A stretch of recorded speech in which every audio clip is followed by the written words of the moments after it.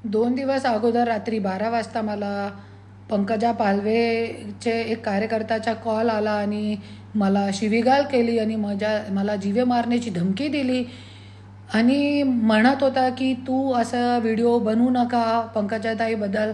पंकजाताईने काही काम केले नाही, त्याच्यासाठी त्याचा तू पर्दाफाश करू नको. धनंजय मुंडेवरती काय तू व्हिडिओ बनवू नको, बोलू नको कोणत्याही.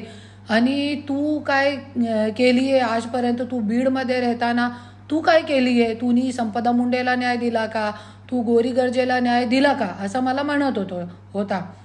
तो मी सांगितला की मी मंत्री नाही आहे आणि मी जरी मंत्री असती तो आज रणजित निंबाळकर आणि अनंत गर्जे जेलमध्ये असता. जरी मी होती पंकजा पालवे ताईचे जागेवरती मी मंत्री असती तर. पण हे काम जे आहे ते पंकजा ताईचं आहे. संपदा मुंडेला न्याय देणं हे पंकजा ताईचं काम आहे. गोरी गर्जेला न्याय देणं ते पंकजा ताईचं काम आहे.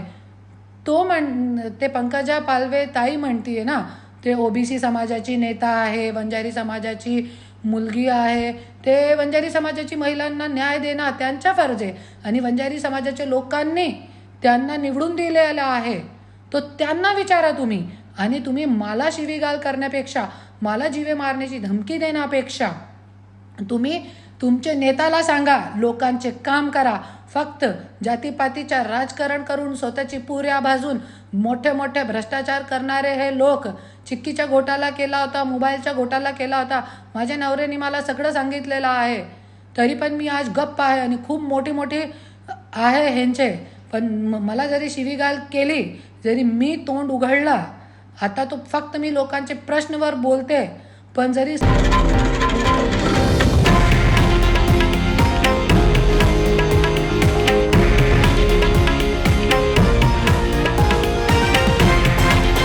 हे आहे देशातील नंबर 1 न्यूज नेटवर्क आणि आपण पाहत आहात TV9 मराठी, एकमेव.